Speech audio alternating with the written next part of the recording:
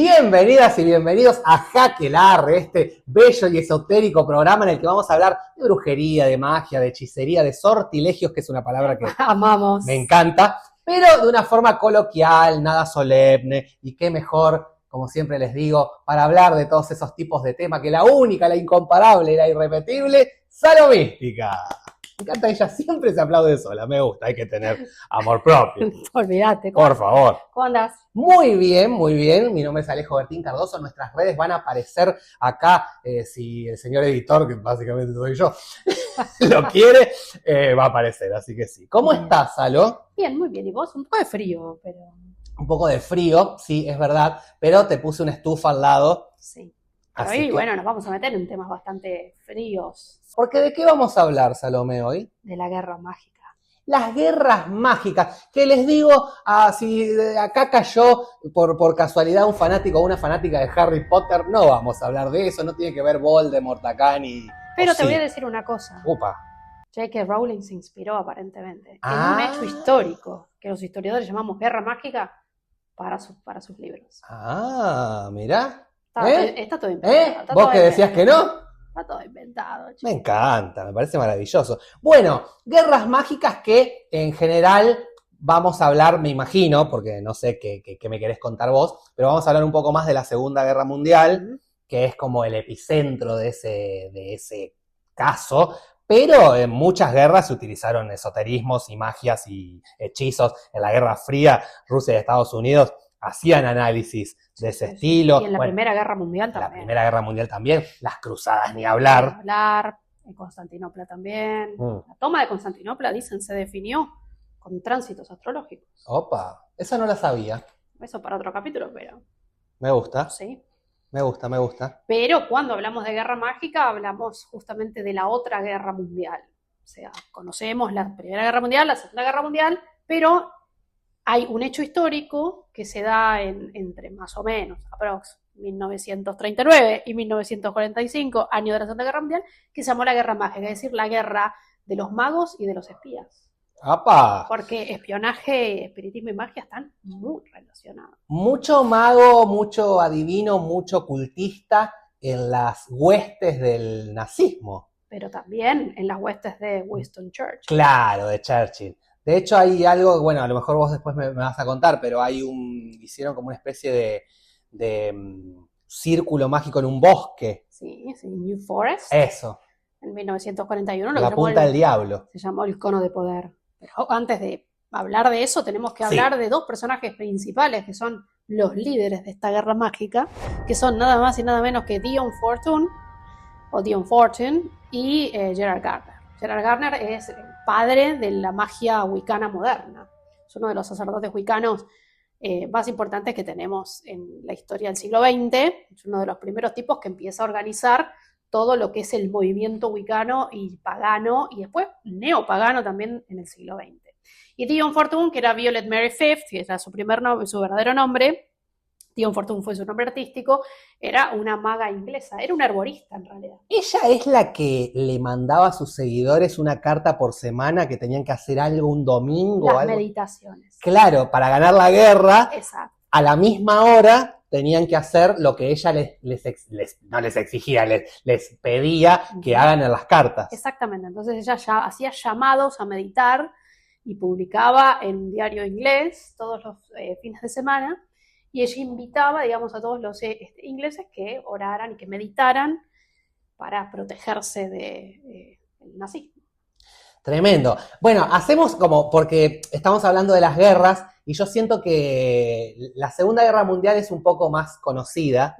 La primera quedó media ahí. Quedó media metida. Tapada por pero la tienen, gringa. claro, pero tienen que ver, porque justamente, así resumen rapidísimo, porque esto no tiene tanto que ver con el capítulo, pero Primera Guerra Mundial, 1914, asesinan al archiduque austríaco austrohúngaro. Fernando Franz Ferdinand. Exactamente.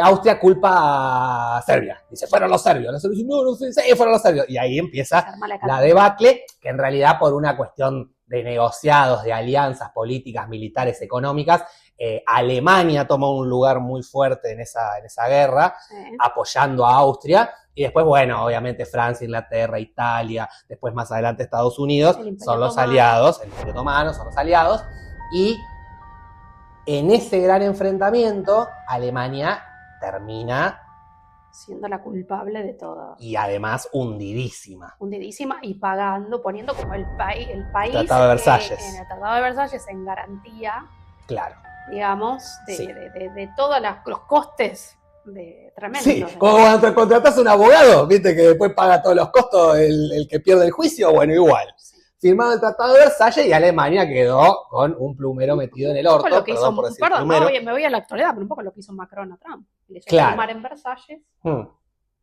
le hizo firmar una especie de capitulación en árabe. Claro. Bueno, algo similar pasó en la historia, no algo similar, sino lo que pasó en la historia fue eso, ¿no? El Tratado de Versalles fue la mayor humillación que recibió Alemania. Total.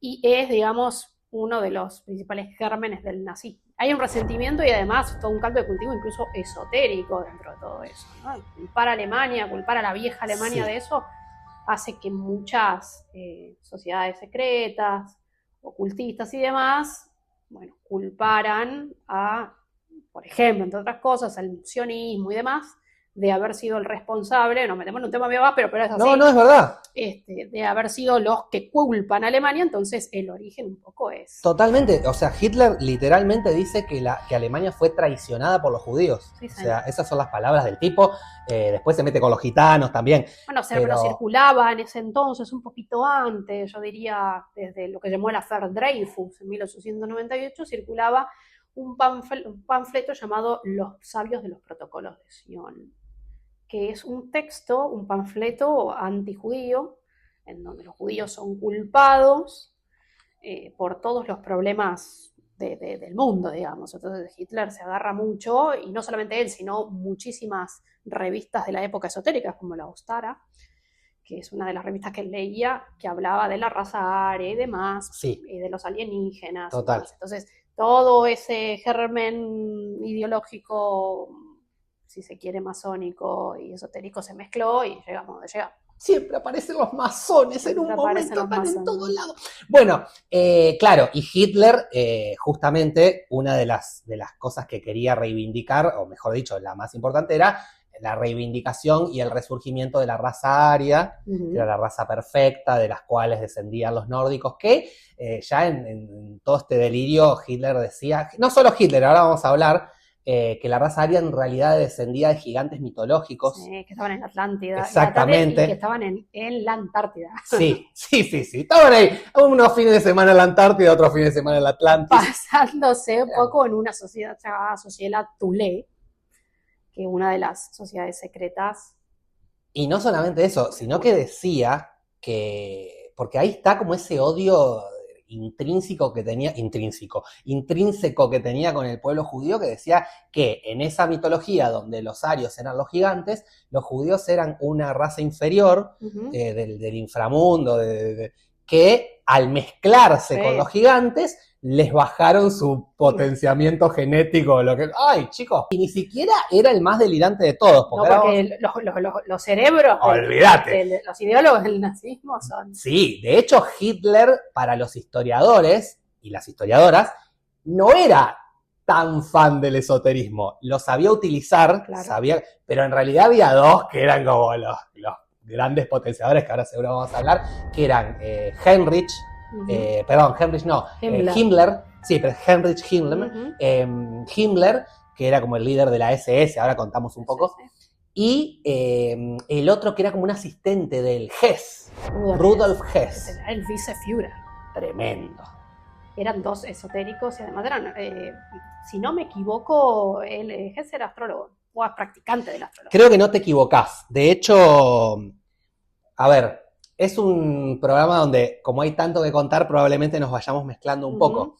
Pero, como vos bien decías, Salo, la Primera Guerra Mundial deja a Alemania tan destruida y tan lastimada que Hitler aprovecha para empezar a hacerse una imagen del tipo que viene a rescatar a Alemania de ese sótano en el que está. Hitler al principio se empieza a meter en partidos políticos medio quería detectar comunistas. Hitler era muy de derecha Sí. y se empieza a infiltrar en partidos obreros. ¿Sabés quién lo subvencionaba? ¿Quién? Los masones, siempre eran los masones. ¿Quién? Henry Ford. Ah, claro. Claro. Sí, Le sí, ponía sí. la tarasca. Sí.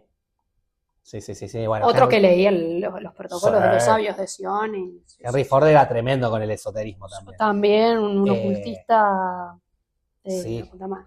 Pero había otro tipo también que no es muy conocido en la historia del esoterismo nazi, que es Willibot, o Willibots, que acá María Willibot era un jerarca nazi que él sí hablaba de que, digamos, que existían otros planetas con soles extraterrestres y que en realidad la raza aria venía de otros planetas. Nunca la raza aria venía de una verdulería. No, siempre era como de la mitología de los gigantes. Pleyadianos. Ay, basta, Ario, basta. No, Ario. Sí, basta, no sos nada. Basta. Bueno, pero, entonces, y cuestión que Hitler se mete en el Partido Obrero, diciendo acá voy a encontrar zurdos comunistas, eran todos unos fachos. Tremendo. Todos de derecha. Una cosa que era un partido obrero, pero de las obras de la derecha, pero a ultranza. Rancia.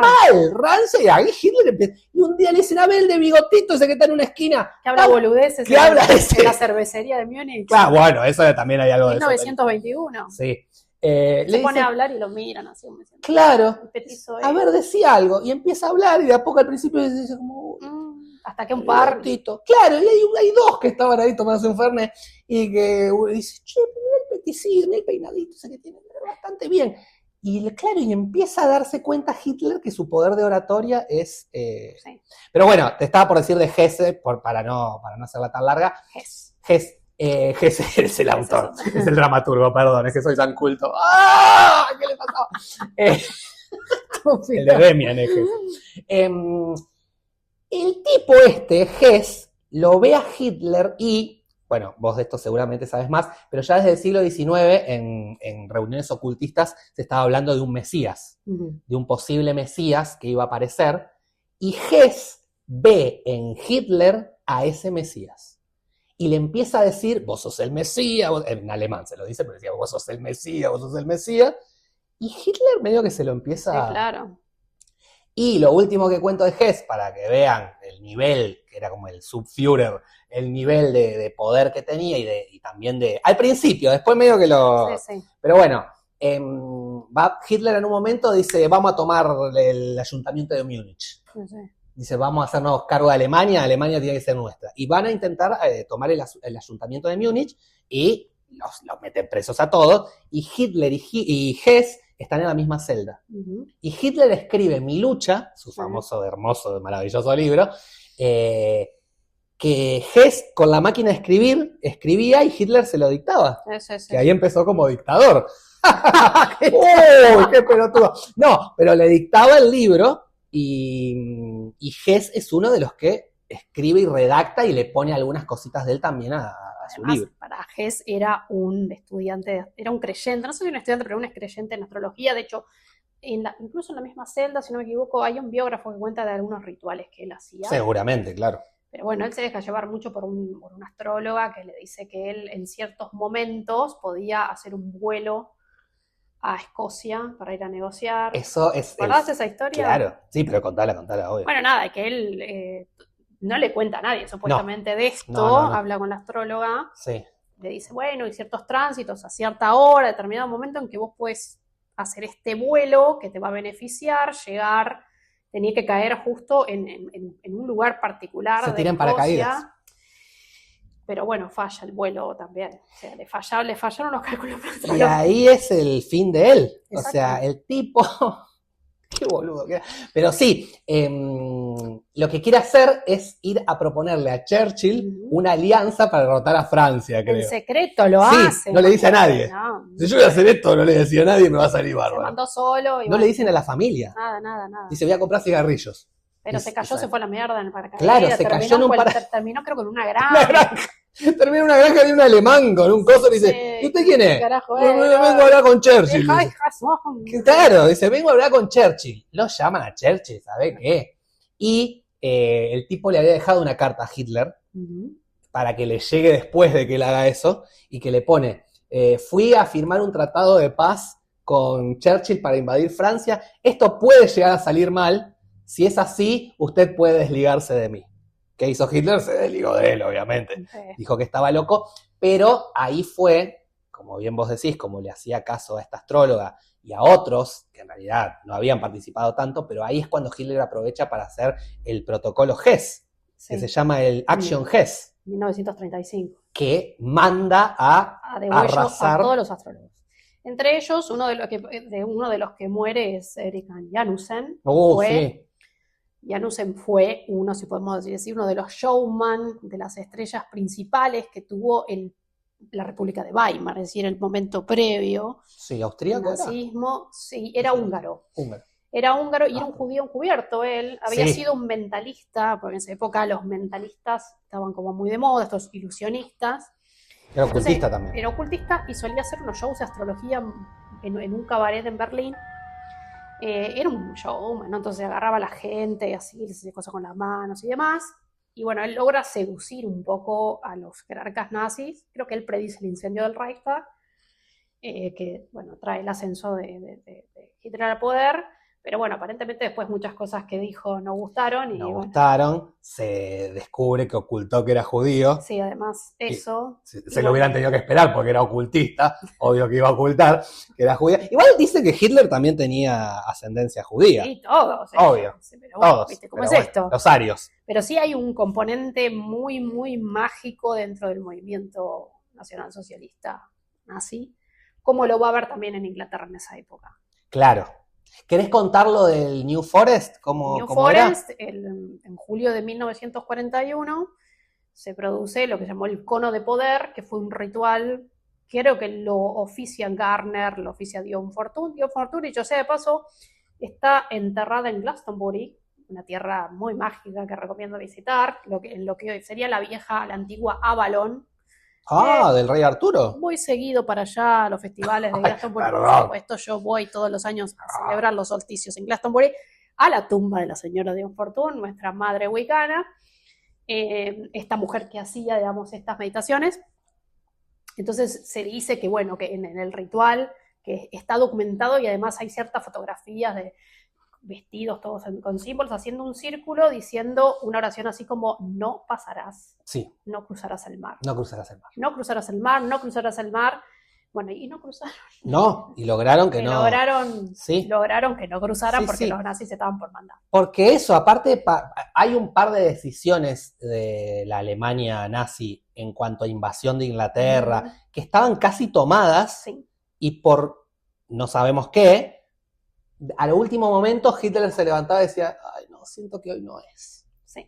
Y se hacía un cafecito y decía: no, hoy no. Tomaba, se le quedaba la leche en el bigotito.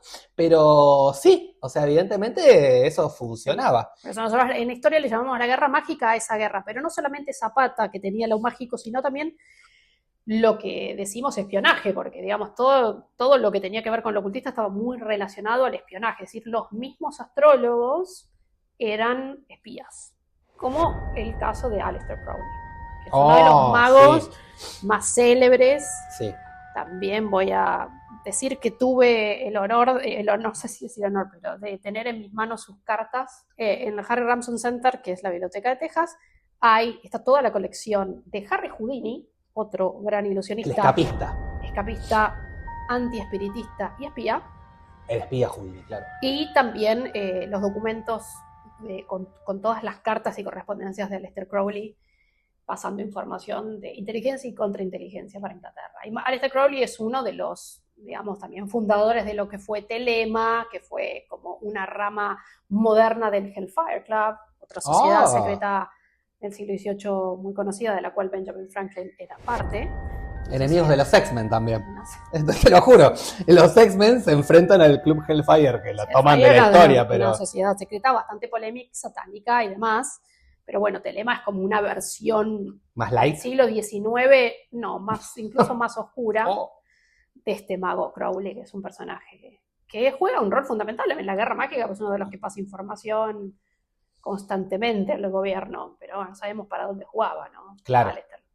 Y Y además es uno de los creadores de él, lo llamó la magia sexual, él es uno de los tipos que trae un poco los rituales sexuales. Se culeaba mucho porque... Se culeaba mucho, él era un gran culeador sí, de todo. Sí, el famoso espiritista culeador. Él. Y de hecho hay una versión de esto del cono del silencio, me sale, que es el de Maxwell Smart, el cono del poder, que dice que bailaban desnudos y desnudas. Sí. Bueno, era parte, de hecho, lo que llamamos coven, es el aquelarre en inglés. Los aquelarres modernos son en parte fundados por Gerard Gardner y por toda esta banda de brujos wiccanos. Hablamos de wiccanos, pero hablamos de magia wicca. Wicca, la palabra witch viene también de Wicca, que son todas prácticas paganas que rinden culto, digamos, a lo que era la diosa Diana. Eran cultos diánicos. Artemisa en griego. Bueno, ¿no? O al dios Cernunnos, también celta, que eran dioses, bueno, obviamente que machos cabríos y todo esto, ¿no? Hay mucho de eso. Incluso hoy en día se sigue practicando lo que se llama la magia del caos o el chaos magic, que es como un movimiento actual, que es todos esos movimientos paganos llevados a lo neopagano, digamos, con prácticas más actuales, que es mucho más complejo de explicar. Pero digo, la guerra mágica fue, volviendo un poco a eso, ese momento en la historia en donde no solo se peleaba en los campos de batalla, se peleaba en Normandía, se peleaba en Omaha Beach y demás, sino que además se peleaba, digamos, puertas adentro y con elementos esotéricos. Bueno, de hecho, el otro gran ocultista o que le hacía caso a ese tipo de energías y de fuerzas del Tercer Reich era Himmler. Claro. Que forma la SS, que empieza siendo como la guardia personal de Hitler, que eran 5 o 6 monos, y después se termina convirtiendo en el ejército privado de Hitler, que respondían a Himmler, que era el director de esa, el jefe, el coronel, no sé cuál era el rango, y los entrenaba en un castillo, donde había una mesa redonda como la del rey Arturo, y abajo había como una especie como de catacumbas donde hacían cosas. Donde ellos iban mucho. Himmler era un gran adorador de una ciudad llamada Quedlinburg, que recomiendo visitar, que está en el corazón de Alemania.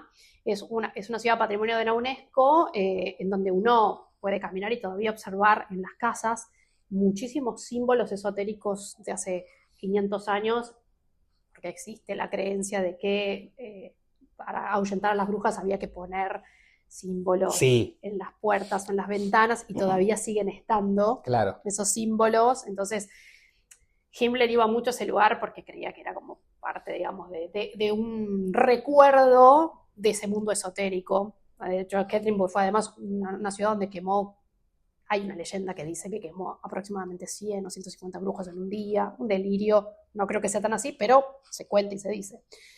Pero de hecho había una guerra, en la guerra mágica había como 2 bandos, la Fraternidad de la Luz, que era este sistema de meditaciones. Edesur y Edenor. Se juntaron los dos y entonces se peleaban contra Metrogas. Era una cosa que tremenda. Pero además se peleaban por quién tenía el Santo Grial. Porque bueno, los magos de la guerra, digamos, los magos de wiccanos, ellos creían que el Grial estaba en Inglaterra, y Himmler y demás estaban en busca del Grial, más del mando germano. Digamos. El Santo Grial es el cáliz en el que bebió Jesucristo supuestamente en la última cena.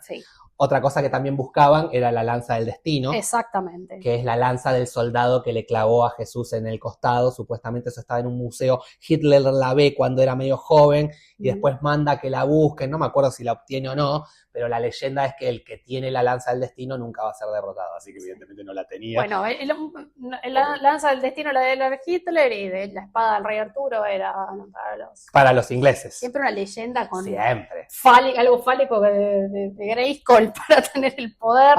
¿Sabés lo que decía? Esto es buenísimo. ¿Sabés lo que decía Himmler?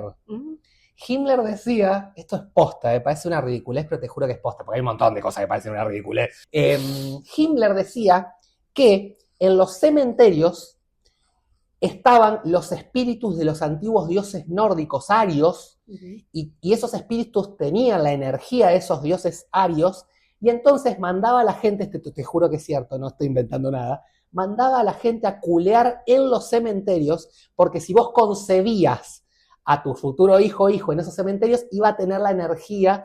Entonces armaba como una guía T, ¿te acordás de la guía T de Buenos Aires para ver cómo llegar a los lugares? Bueno, la guía de los cementerios donde se había que culear. No sabía eso. Te lo juro, investíguenlo, es verdad. Y mandaba a la gente, había publicado un panfleto y decía, acá se puede cubrir este cementerio, andar a la Chacarita. A la Sí. tumba, nicho 5. Sí, nicho 5, a las 4 de la tarde, no sabes la culiada que te pegás. Parcela 4. Parcela 4, y no sabes el dios nórdico que te va a salir de hijo. Entonces, como que incitaba a la gente a culear en determinados cementerios donde supuestamente estaban como las energías de estos dioses arios. Qué delirio que tenían, ¿eh? Mucho Wagner. Igual pobre Wagner lo agarraron.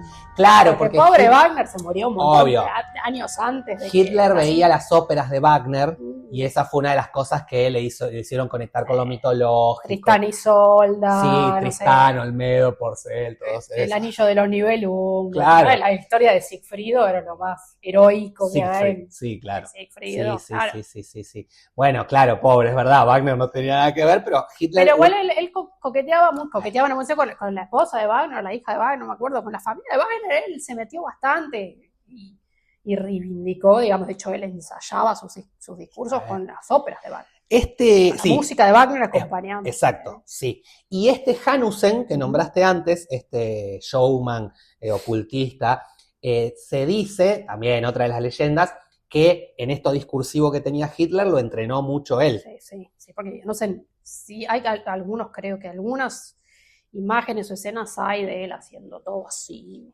una cosa muy heroica. Y los que por ahí van más por el lado de la magia real y el ocultismo, dice que también Hanussen le enseñó técnicas de manejo de masas. Como pero que era un mentalista. Claro, por eso. Sí. Que él ya las tenía, solo que había que exacerbar. Hitler igual estaba desquiciado. Hitler decía que en la Primera Guerra Mundial él se alista para pelearla, y en un momento decía que él estaba en una trinchera. Sí, la historia del perrito. Que escucha una voz. Escucha una voz que le dice a Hitler. Hitler mira así, ¿qué pasa? Estaba con los compañeritos ahí. Los compañeritos estaban jugando al truco ahí en la trinchera. Boludeando.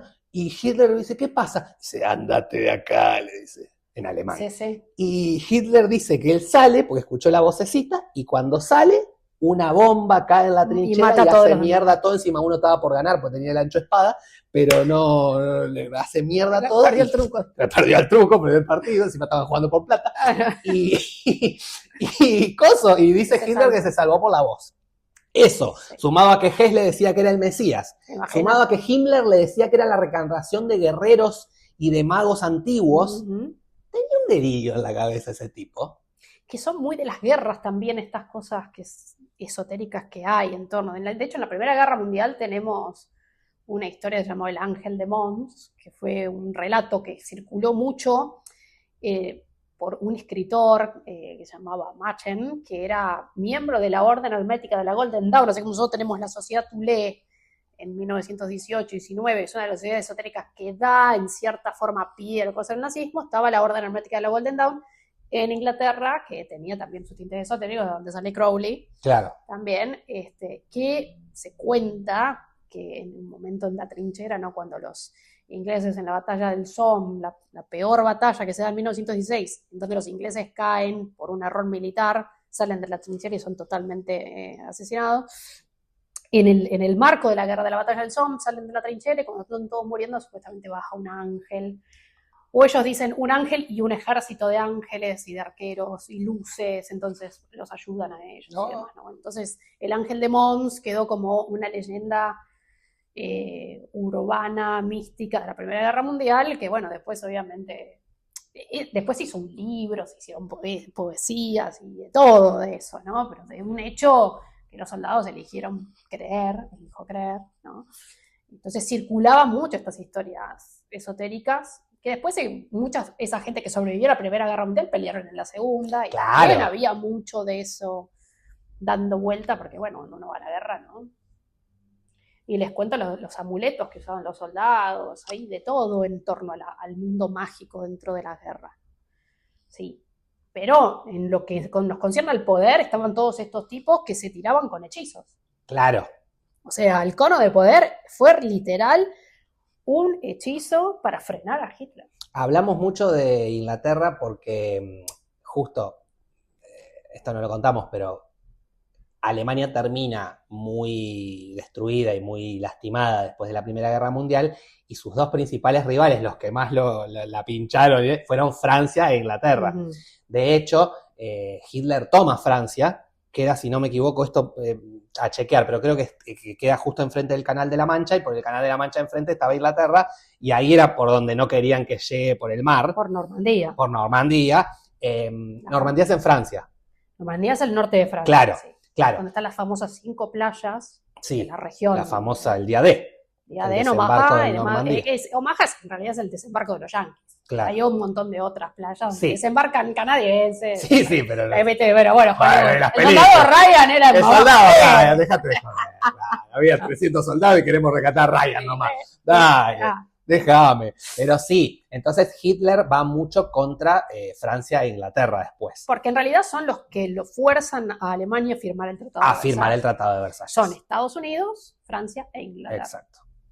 Esa humillación es de la que él se agarra de la mayor parte de sus discursos y señala obviamente el capital judío como responsable de toda ese mal, y bueno, ese va a ser como su gran discurso, para que lo va a mezclar con lo esotérico para justificar todo lo que hizo. Exactamente. Bueno, Himmler se termina suicidando igual que Adolf, que bueno, después hay teorías de que no pasó, pero bueno. Y Hess termina en Inglaterra cuando se cae del paracaídas. Sí. Que fue a firmar la paz con Inglaterra para invadir Francia. Ay, qué boludo. Qué tipo. Y después había uno, ya ahora en un ratito ya les mandamos un besito, porque nuestra productora ya se paró como para decir que ya estamos medio en tiempo. Había otro adivino, ocultista, que se llamaba Kraft, que le predice a Hitler que va a sufrir un atentado. Y Hitler va a una cervecería a dar un discurso, no al principio, ya esto era más adelante, y ¿qué era? No era un peluquero, era bueno, no me acuerdo qué profesión tenía, me sale un peluquero, pero no era un peluquero. Era ¿Barbero? ¿Qué? No, tampoco, no me acuerdo la profesión, la verdad, pero un laburante. Sí, un laburante, alguien que no estaba metido en la política, le hace un atentado a Hitler y pone una bomba en ese lugar donde Hitler da el discurso, pero Hitler sale 13 minutos antes del lugar. 13 aparte. 13. Numerazo.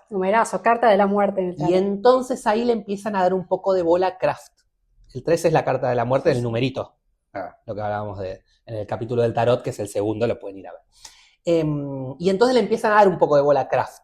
Y entonces le pide, por ejemplo, porque Hitler les mandaba órdenes a los astrólogos. Obvio. No iba a él, era como, decía, a ver, decile a Kraft que me haga la carta astral. Sí. Entonces Kraft le hacía la carta astral y le pone la carta astral, le pone, Rusia no te conviene, le pone, no vayas a Rusia, Adolf, no vayas. Y Adolf no le da bola. Por supuesto. Bueno, y después Kraft cae también en esto, cuando Hess se va a todo esto. En Acción Hess. Exactamente, en Acción Hess, que culpan a todos los astrólogos, magos, esotéricos y esotéricas, brujas o lo que sea, y las mandan a degollar, ¿no? Pasan todos a degollar, fusilados. Claro, sí. De hecho, Kraft creo que muere en un campo de concentración. Claro, mueren muchos, son llevados a los campos, muchos otros son fusilados directamente. A Kraft también le hacen escribir, en un momento a Himmler se le pone en la cabeza que hay que escribir que Nostradamus dijo que Alemania iba a ganar la guerra. Yeah. Entonces lo hace a Kraft. Viste que Nostradamus escribe medio profecías como medio genéricas. Sí, la centuria. Claro, entonces vos medio que la podés tomar para donde vos querés. Como para Raichini. Claro, exactamente. Un brujo argentino. Entonces le dice a Kraft, escribí, tratá de hacer... centuria tal. Claro, tratá de que quede como que vamos a ganar. Y Kraft empieza a escribir y lo empiezan a publicar a eso como panfletos, lo empiezan a mandar. Pero bueno, los finales de los, digamos, líderes esotéricos de la Guerra Mágica han sido trágicos. No todos, bueno, los ingleses no. Los ingleses no. De hecho, Crowley va mucho a Nueva York. Sí. De hecho, Crowley fue llamado como el hombre más temido y espantoso de la Tierra. Él se llamaba la Bestia 666, un tipo que reivindicaba el ocultismo abiertamente. Y bueno, hasta el día de hoy se le rinde culto. Hay ciertos movimientos dentro de la cultura ocultista y pagana que sigue rindiendo el culto a Aleister Crowley. El día de hoy es un mago que recomiendo, que tiene varios libros. Aleister Crowley. Léanlo si les gusta todo lo que es ocultista. Realmente el ocultismo puro y duro es Crowley. Diane Fortune es más blanca, ¿no? Dion Fortune es más wicana, Claro. es más mentalista, también tiene varios libros, ella también obviamente fue perseguida, muchísimo fue criticada, pero bueno, se la bancaba bastante bien y ella tuvo sus libros, sus cosas. De hecho, hoy por eso hay todavía en su tumba van a peregrinar hoy en Glastonbury cuando se hacen los festivales a su tumba, porque bueno, es un personaje que por supuesto está enterrada cerquita de la supuesta tumba del rey Arturo. Ah, mirá. Bueno, hablamos un poco entonces de esta guerra mágica, esta subguerra, que no es la que, obviamente, por ahí va a venir, igual, chicos, chicas, Salomé es historiadora, así que no vengan tampoco ay, eso históricamente no está comprobado. Bueno, estamos hablando también de estas leyendas. Sí, un poco la que la es eso, ¿no? Un Claro. poco hablar de cosas, bajar este conocimiento que podría ser académico, más divulgador, y también un poco, cuando hablamos de esoterismo, hablamos de ocultismo, hablamos un poco de cosas que a veces son muy difíciles de comprobar porque están más en el orden de la cultura popular, las leyendas, los mitos. Y bueno, la idea es que quede abierto un poco a debate, ¿no? Muy bien, ya que queda abierto a debate, debatan acá abajo en los comentarios, escriben, esto que dijeron es una mierda, no, esto me encanta, yo quiero leer a Crowley, yo aguante Fortune, bueno, cosas así. Y cuéntanos qué les está pareciendo nuestros programas, si les está gustando, si no, total, mientras comenten, aunque sea bardeando, a nosotros nos sirve. Totalmente. Así que bueno, ¿algo más que decir, Salo? Nada más, y bueno, los esperamos en el próximo capítulo. Por supuesto, nos vemos en el próximo programa de Jaque Larre.